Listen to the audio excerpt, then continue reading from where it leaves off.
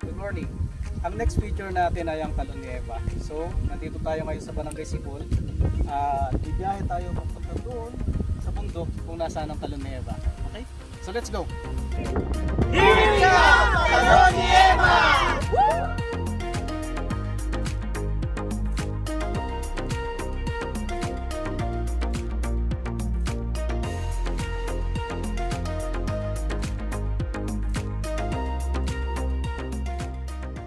Uh, 8 kilometers na tayo mula doon sa Sibol proper. Medyo malayo-layo pa yung biyahe papunta doon sa jump point ng Talon ni Eva.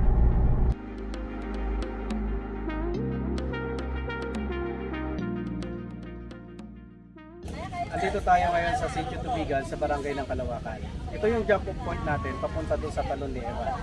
Kailangan muna nating mag-register dito at kumuha ng tour guide.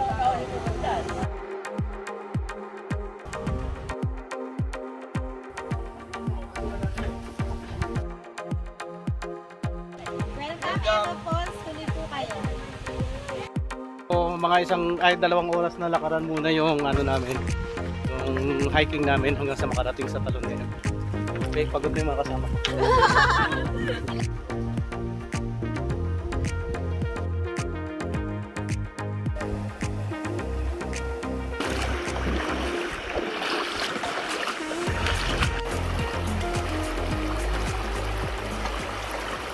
30 minutes na tayo sa hike natin at nakaka 1/4 na tayo ng ating travel.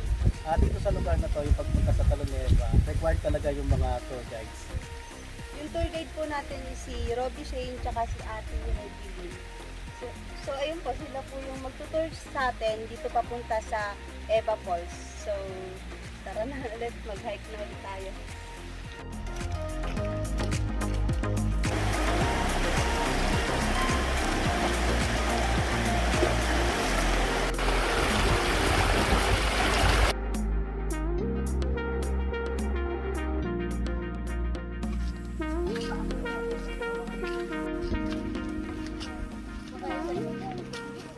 Second rest stop natin. So, pa-hold pa rin tayo. Yun po, naka-third rest stop na kami. Mga 1 hour mahigit na kami naglalakad. Pahinga muna kami.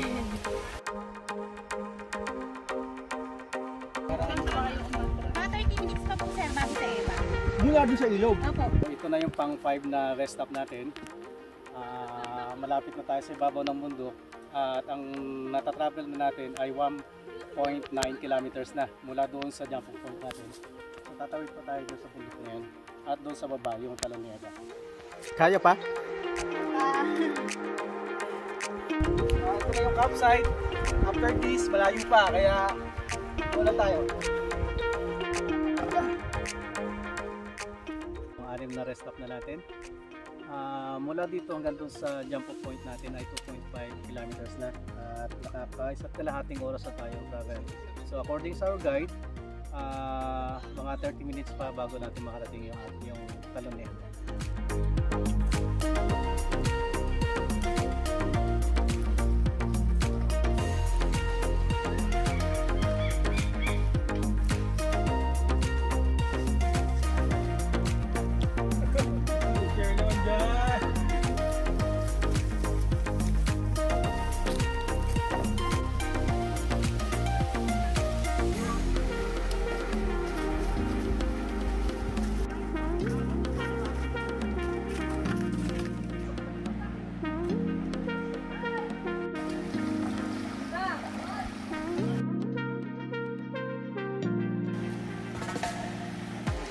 Nakaka 2.9 kilometers na tayo at 2 hours na tayo naglalakad.